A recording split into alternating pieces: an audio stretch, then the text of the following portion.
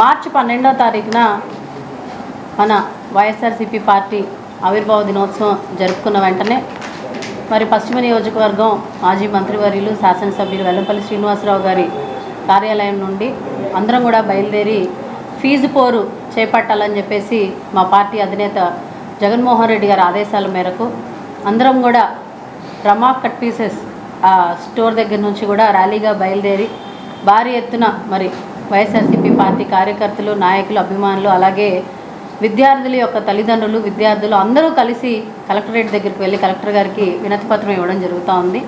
మరి గత 5 ఏళ్ళు చూసుకున్నట్లయితే వైఎస్ జగన్మోహన్ రెడ్డి గారి ప్రభుత్వంలో పేద పిల్లల యొక్క విద్య గురించి, వారి యొక్క భవిష్యత్తు గురించి ఆలోచించి పేదల పక్షపాతిగా నిలబడ్డటువంటి జగన్మోహన్ రెడ్డి గారు విద్యార్థులందరికీ కూడా ఫీజు రియంబర్స్మెంట్ కానివ్వండి, విద్యా దీవెన కానివ్వండి, వసతి దీవెన కానివ్వండి, ఇలా పథకాలన్నిటికీ కూడా కొన్ని వేల కోట్లు వెచ్చించి మరి వారి చదువులకి హెల్ప్ చేసినటువంటి పరిస్థితి మనందరం కూడా చూసాము. ఈరోజు అందరి చదువులు కూడా అద్దెలో ఉన్నాయి. కొంతమంది డిగ్రీలు సెకండ్ ఇయర్లోనో, థర్డ్ ఇయర్లోనో, బీటెక్ సెకండ్ ఇయర్, థర్డ్ ఇయర్లో ఇట్లా ఉన్నటువంటి పిల్లలు, మెడిసిన్ చదువుతున్నటువంటి పిల్లలందరూ కూడా ఫీజులు ఇప్పుడున్నటువంటి కూటమి ప్రభుత్వం ఫీజులు కట్టక కాలేజీలకి బకాయిలు పెడితే మరి ఆ పిల్లలకి హాల్ టికెట్స్ ఇవ్వక పిల్లల్ని కాలేజీల్లో నుంచి పంపించేస్తున్నటువంటి పరిస్థితి. మరి ఇప్పుడు అర్ధాంతరంగా వాళ్ళ ఫీజులన్నింటినీ కూడా ఎగ్గొడితే మరి ఆ పిల్లల చదువులు ఏమైపోవాలి, వాళ్ళ జీవితాలు ఏమైపోవాలని చెప్పేసి కూడా వాళ్ళందరూ కూడా భయంతో, బాధతోటి బయటకు వచ్చేస్తున్నటువంటి పరిస్థితి. మరి కూటమి ప్రభుత్వం ఎన్నో హామీలను ఇచ్చారు. సూపర్ 6 పెట్టారు, అమ్మఒడి ఎత్తేసారు, తల్లికి వందనం ఇస్తా అన్నారు.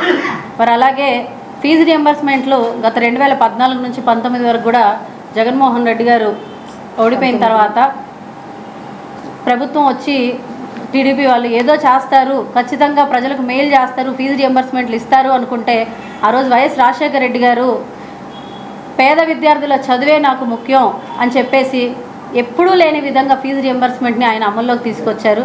వెంటనే చంద్రబాబు నాయుడు గారు అధికారంలోకి రాగానే ఫీజు రియంబర్స్మెంట్ని ఎత్తేయడం జరిగింది.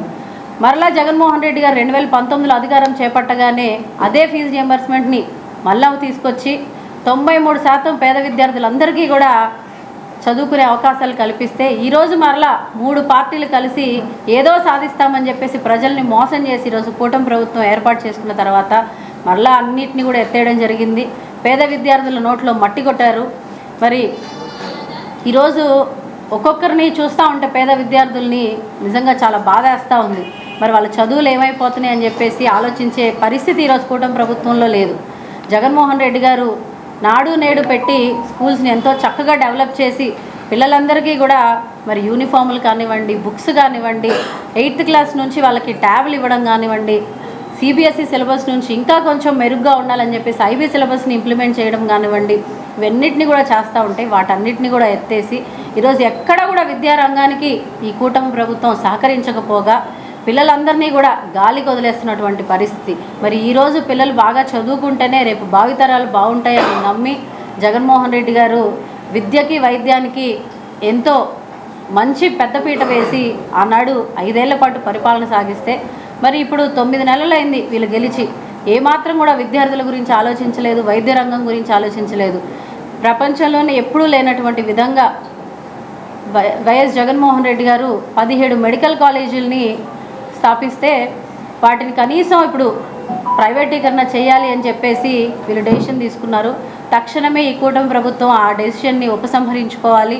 ఖచ్చితంగా ఏదైతే మంచి ఆశయంతో జగన్మోహన్ రెడ్డి గారు మెడికల్ కాలేజీలని స్థాపించారో వాటిని చక్కగా ముందుకు నడిపించాలని చెప్పేసి కూడా ప్రజలందరి తరఫున, వైద్య విద్యార్థులందరి తరఫున కూడా మేము డిమాండ్ చేస్తూ ఉన్నాము. ఈరోజు మా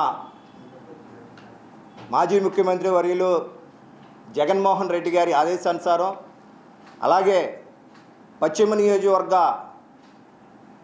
ఇన్ఛార్జ్ మరియు మాజీ మంత్రి వర్యులు వెల్లంపల్లి శ్రీనివాసరావు గారి ఆదేశానుసారం ఈరోజు రేపు జరగబోయేటువంటి ఫీజు పోరు కార్యక్రమానికి అందరూ విద్యార్థులు పడుతున్నటువంటి బాధలు కానీ, వారు పడుతున్నటువంటి చెప్పుకోలేనటువంటి మానసిక వ్యాధికి గురవుతున్నటువంటి సందర్భాల గురించి మేమందరం కూడా మా కార్పొరేటర్స్ కానీ డివిజన్ అధ్యక్షులు కానీ వైఎస్ఆర్ కాంగ్రెస్ పార్టీ నాయకులు అందరం కూడా ఇక్కడ 12వ తారీఖు ఆవిర్భావ దినోత్సవం చేసుకున్న తర్వాత అదేవిధంగా ఇక్కడి నుంచి 9 గంటలకి కోర్టు దగ్గర ఉన్నటువంటి రమా క్లాత్ స్టోర్ దగ్గరికి వస్తే వినతి పత్రం ఇవ్వటం జరుగుతుంది. అదేవిధంగా చంద్రబాబు నాయుడు గారు 2014లో కూడా ఆయన అలిమికాని హామీలు ఇచ్చినటువంటి సందర్భాల్ని మనం చూసాం.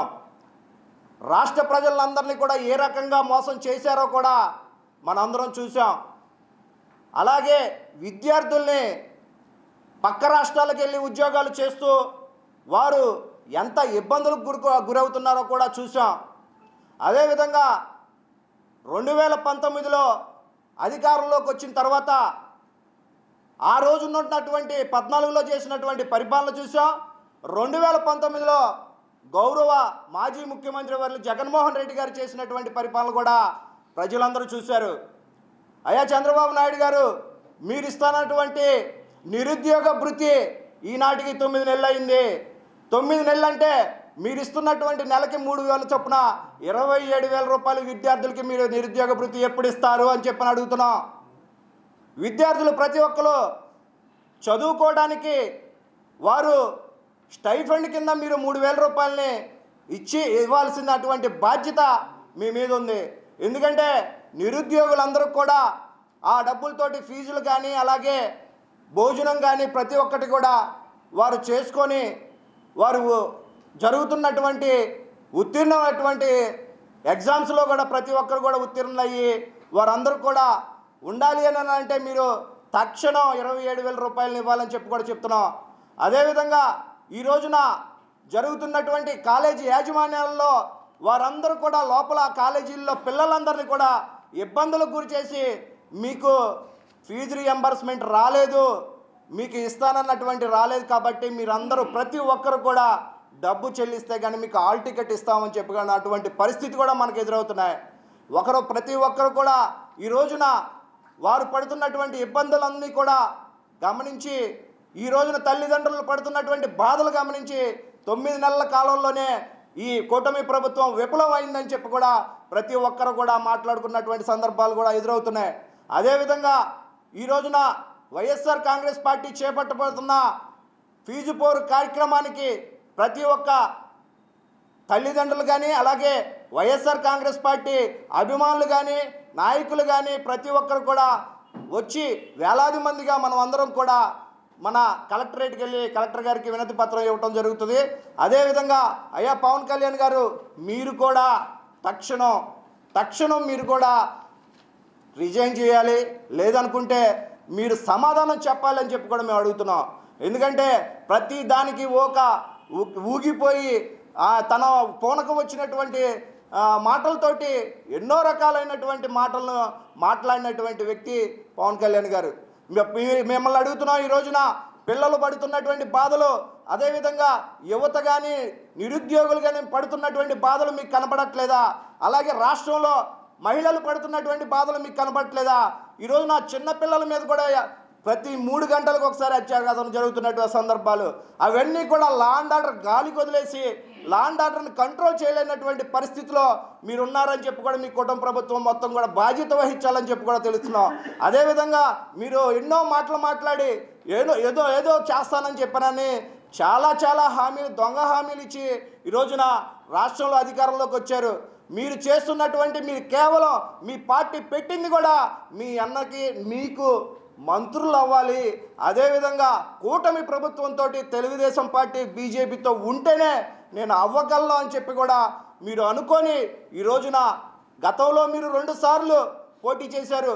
మీరు ఎక్కడైనా కానీ గెలవగలిగారా? గెలవలేదు. అందుకనే మీరు మాట్లాడేటువంటి మాటలు కూడా మా గౌరవ ముఖ్యమంత్రి మాజీ ముఖ్యమంత్రి జగన్మోహన్ రెడ్డి గారి మీద మీరు మాట్లాడుతున్నటువంటి మాటలు కూడా జాగ్రత్తగా మాట్లాడాలని చెప్పి కూడా తెలియజేస్తున్నాం. అదేవిధంగా ఇంకోటి, ఈ కూటమి ప్రభుత్వంలో రైతులు కానీ అలాగే పడుతున్నటువంటి నిరుద్యోగులు కానీ అలాగే ఆయన ఇచ్చినటువంటి సూపర్ 6 హామీలు కానీ తక్షణం నిర్వర్తించాలి. అలా నిర్వర్తించకపోతే వైఎస్ఆర్ కాంగ్రెస్ పార్టీ ఎప్పుడు కూడా ఈ రాష్ట్రంలో ఉన్నటువంటి ప్రజల తరపున పోరాటం చేయటానికే ఈ వైఎస్ఆర్ కాంగ్రెస్ పార్టీ ఉందని చెప్పి కూడా మరొక్కసారి తెలియజేస్తున్నాం. ఇవన్నీ కూడా ట్రయల్స్ మాత్రమే ఇప్పుడు మేము చేసేది. రేపు రానున్న రోజుల్లో అన్ని రకాలుగా కూడా ఉద్యమాలను తీసి మీ మెడలు వంచైనా కానీ పథకాలని అమలు చేసే విధంగా మేము కార్యాచరణలు చూపిస్తామని చెప్పి కూడా తెలియజేస్తూ సెలవు తీసుకుంటున్నాం.